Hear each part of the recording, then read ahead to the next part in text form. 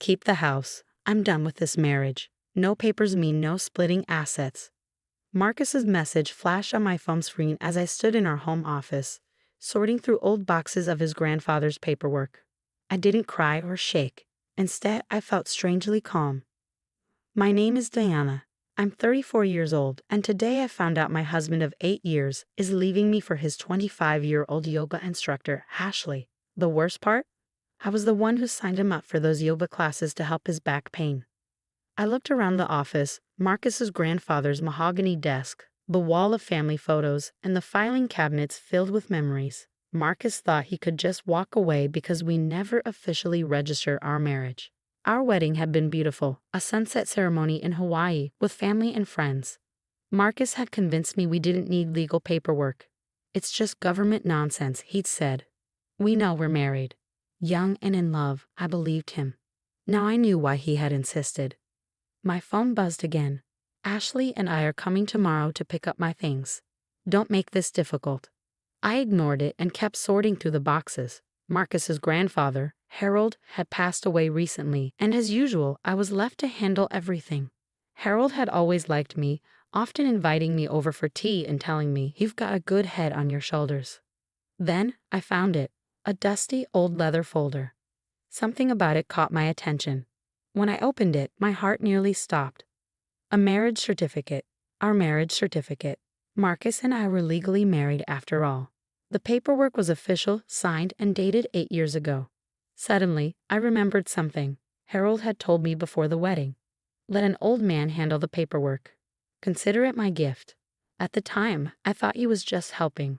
But now I saw the truth. He had been protecting me. My phone buzzed again. Don't get any ideas about claiming anything. We both know there's no legal binding between us. I took a picture of the certificate and sent it to my best friend Julia, who was a lawyer. Minutes later, my phone rang. "Diana, this changes everything," Julia said excitedly. "Marcus can't just leave. He legally has to split assets with you." I thought about our house, the vacation property, and all the investments Marcus had put under his name. He thought he could take everything and walk away. He was wrong. "What should I do?" I asked.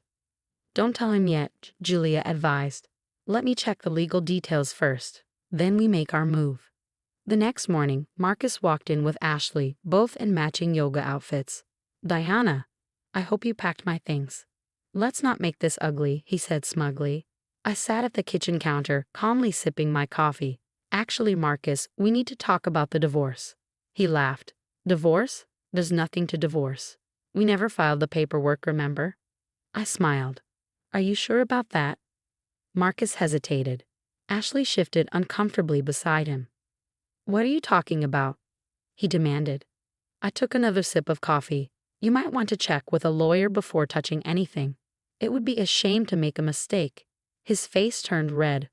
"Are you threatening me?" "Not at all," I said.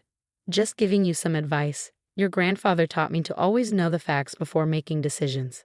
At the mention of Harold, Marcus's confidence wavered. He opened his mouth, then closed it again. "Take your time," I said, standing up. "Talk to a lawyer. I'll be here when you're ready to divide our assets fairly." As I walked away, I heard Marcus whispering angrily to Ashley. I smiled to myself. My phone buzzed. A message from Julia. "Got everything we need. Ready to proceed whenever you are."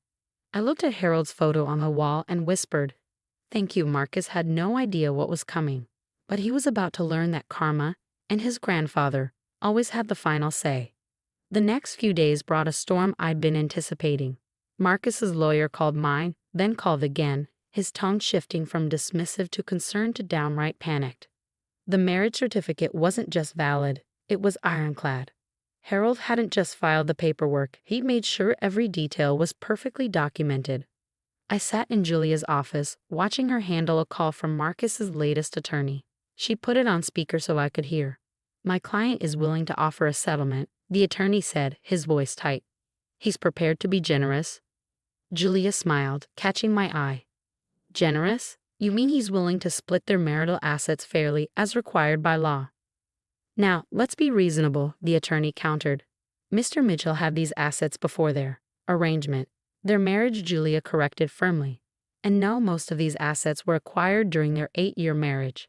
I have documentation showing Mrs. Mitchell's substantial contributions to their acquisition. I thought about all the years I'd supported Marcus's career, managing our household while he climbed the corporate ladder, the houses we bought and renovated together, the investments we discussed over countless dinner tables. He'd always insisted on keeping everything in his name, for tax purposes, he claimed. The attorney cleared his throat. My client feels betrayed. He had no knowledge of this marriage certificate. Betrayed? Julia's voice was sharp. Your client participated in a legal marriage ceremony. The fact that he assumed no paperwork was filed doesn't negate his responsibilities. Would you like me to share the video of him exchanging vows? After the call ended, Julia turned to me. He's panicking. The prenup he thought he'd avoided by not filing paperwork?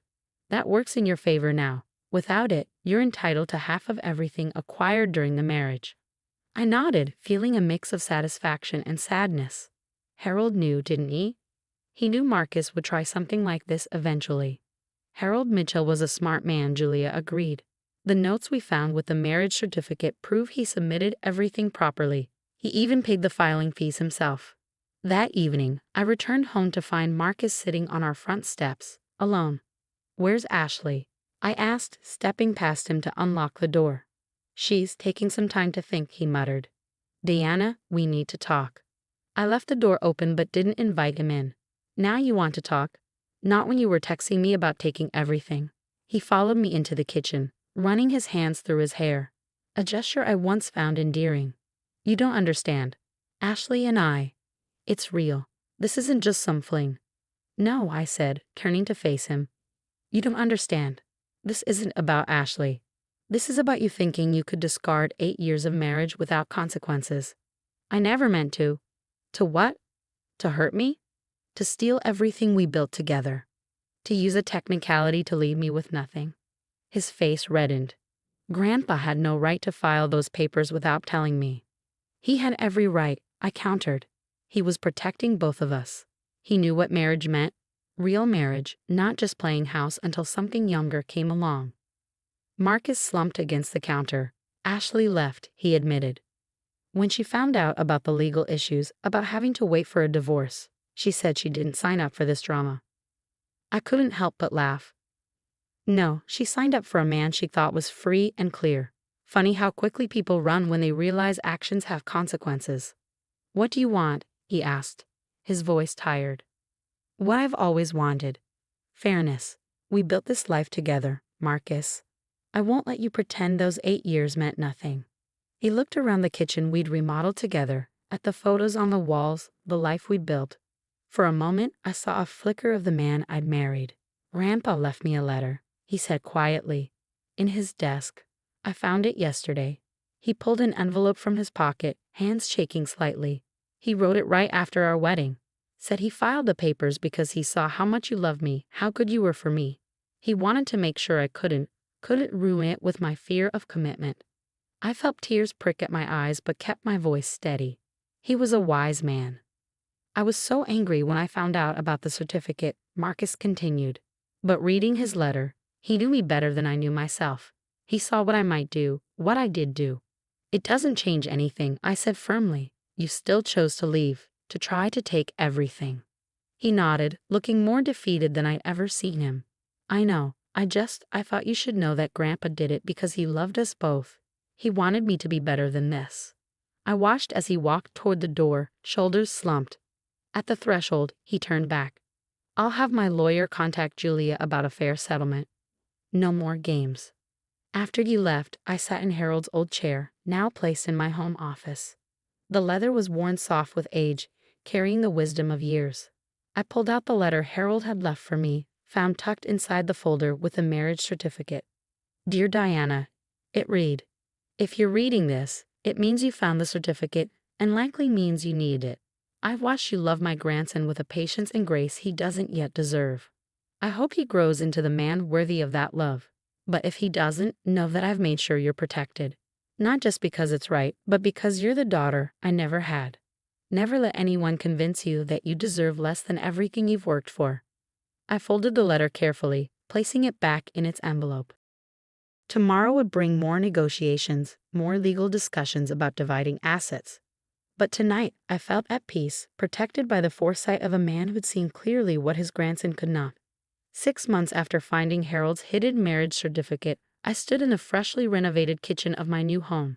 The morning light streamed through the windows, illuminating the space I'd designed exactly as I wanted. Half of the proceeds from selling our old house had given me the freedom to start fresh. Julia sat at my kitchen island, reviewing the final divorce settlement over coffee. "Everything's signed," she said, closing the folder with satisfaction. "The assets have been divided fairly, just as Harold would have wanted." I smiled, thinking of the old man's photograph that now sat on my mantel. He changed everything, didn't he? Not just with the certificate, but with his letters, too. The impact of Harold's letters had rippled beyond just Marcus and me. After our story got out, 3 other women in our social circle discovered their partners had used the same no papers tactic. Harold's foresight had inadvertently helped them too, setting a precedent for challenging these unofficial arrangements. "Have you heard from Marcus?" Julia asked, stirring her coffee. "Ashley left him for her surf instructor in Bali," I said, unable to suppress a small smile. "He's been sending me texts about regret and second chances." And I'm not interested in second chances with someone who only wanted me when he had nothing better lined up. I walked to the window, looking out at my new garden. Besides, I'm too busy living my best life. It was true, the divorce settlement had given me more than just financial security. It had given me freedom. Freedom to travel, to pursue my interests, to build something that was completely mine. Last week, I'd received an unexpected package from Harold's old law firm. Inside was another letter, this one dated just weeks before his death. "Dear Diana," it read, "I hope you never need the protection I put in place. But if you do, know that it comes with my blessing to build the life that makes you proud. You taught Marcus about love, even if he wasn't ready to learn. Now it's time to show the world what you can do when you're standing on your own." The doorbell rang, interrupting my thoughts. It was Harold's sister, Margaret, carrying a large box. "Found these while cleaning out my attic," she said, setting the box down. "Thought you should have them." Inside were photo albums and documents from Harold's early life. Pictures of him as a young lawyer, fighting for civil rights in the 60s. News clippings about cases he'd won for underdogs. Letters from grateful clients. "He always fought for what was right," Margaret said, her eyes misty. "Even when it wasn't popular. When he told me he'd filed your marriage certificate himself, I wasn't surprised. That was Harold, quietly making sure justice would prevail." We spent the afternoon going through the box, Margaret sharing stories about her brother's life. "You know," she said, "he talked about you all the time. Said you reminded him of himself. Someone who saw the best in people but wasn't afraid to stand up when it mattered." That evening after Margaret left, I added some of Harold's photos to my wall. They fit perfectly alongside my new life. A reminder that sometimes the people who impact us most profoundly are the ones who prepare us for battles we don't even know are coming. My phone buzzed with another text from Marcus. "I miss our life together. I was a fool." I didn't respond. Instead, I opened my laptop to finish the book I'd been writing. A guide for women about protecting themselves legally in relationships. Harold's story was the opening chapter. A week later, I hosted a housewarming party. Friends filled my new home with laughter and warmth. Julia raised her glass for a toast. To Diana, who showed us all that karma has perfect timing. And to Harold Mitchell, who proved that sometimes our greatest allies are watching out for us even when we don't know we need them. As my guests mingled, I slipped away to my study for a quiet moment. Harold's photo seemed to twinkle at me from the wall. I touched the frame gently, thinking of all he'd set in motion with one simple act of love and foresight. "Thank you," I whispered to his image, "not just for the certificate, but for showing me that true family protects each other, even across time." My new life wasn't what I planned when I said my vows 8 years ago on that beach in Hawaii. It was better. It was authentic, built on a foundation of self-respect and gratitude for those who help us find our strength. Harold's last letter sat framed on my desk, its final lines visible in the setting sun. "Remember, dear Diana, sometimes the best legacy we can leave is ensuring that justice finds its way to those who deserve it most. You deserved every protection I could offer, and you deserve every joy that comes your way now." I was finally ready to embrace all that joy and all the adventures yet to come.